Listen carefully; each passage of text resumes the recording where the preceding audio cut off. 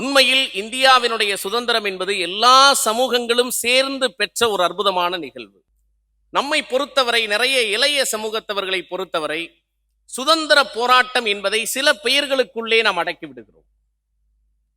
அல்லது சுதந்திர போராட்டத்திற்கும் சில சமூகங்களுக்கும் சம்பந்தம் இல்லை என்று நாம் கருதி கொண்டிருக்கிறோம். ஆங்கில அதிகாரி ஒருத்தர் கடிதம் எழுதுகிறார்.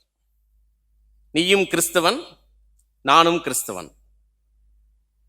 நீ ஏன் இதுக்கு பிறகும் கட்டபொம்மன் போயிட்டான், ஊமத்துறை போயிட்டான், கட்டபொம்மனும் ஊமைத்துறையும் போன பிறகு நீ ஏன் இன்னும் இந்திய விடுதலை என்று பேசிக் கொண்டிருக்கிறாய்? நீ எங்களோடு வந்துவிடு என்று சொன்ன பிறகும் வராமல் அந்த விடுதலை உணர்வை தொடர்ந்து மீனவர்களிடத்தில் விதைத்துக் கொண்டு வந்தவர் ஜான் கேப்ரியல் தாமஸ்.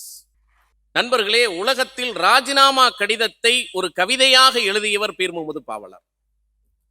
இந்த கைரேகை சட்டம்லாம் என்னன்னா, இரவு நேரத்தில் ஆண்கள் காவல் அலுவலகத்தில் தான் இருக்க வேண்டும்.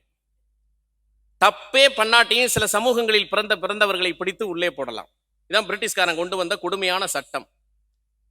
தப்பே செய்யாத ஒரு பிரமலை கள்ளர் சமூகத்தை சேர்ந்த ஒரு இளைஞனை பிடித்து போலீஸ் ஸ்டேஷன்ல போடணும்னு நினைக்கிறாங்க, கேஸ் ஃபைல் பண்ணணும்.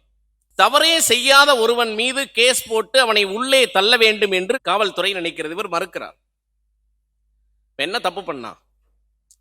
ஏதாவது தப்பு பண்ணா அவனை ஜெயிலில் போடலாம்.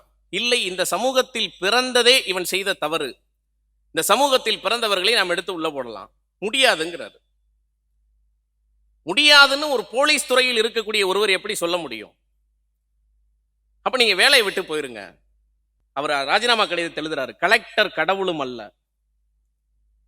கலெக்டர் கடவுளும் அல்ல, அடிமை போலீஸ் கான்ஸ்டபிள் எமனும் அல்ல, அல்லாஹ் ரசூலுல்லா இக்கொடுமைகள் தீருவது என்னாலோ, இந்த பொல்லாத பேய்களெல்லாம் இங்கிலாந்து போவது என்னாலோ என்று தன்னுடைய ராஜினாமா கடிதத்தை ஒரு சமூக நல்லிணக்கத்திற்காக பிரிட்டிஷ் அரசாங்கத்தை எதிர்த்து, காவல்துறை உயரதிகாரியை எதிர்த்து, சமூக நல்லிணக்கத்தையும் சுதந்திரத்தையும் ஒரு சேர காத்த ஒரு மகத்தான இஸ்லாமியர் பீர் முகமது பாவலரை இந்த சமூகத்தில் எத்தனை பேருக்கு தெரியும்?